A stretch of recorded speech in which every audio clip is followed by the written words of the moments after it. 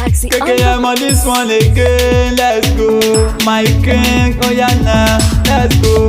I'm talking to you, you no listen to me, my king. Ó fẹ́ máa forí bẹ́ẹ̀, my king. Wọ́n sọ wípé ó láyà gan, my king. Ó dẹ̀ tún forí bẹ́ẹ̀, my king. Wọ́n ní wọ́n lọ́mọ Dangote, my king. Ó yá gbójú sókè, my king.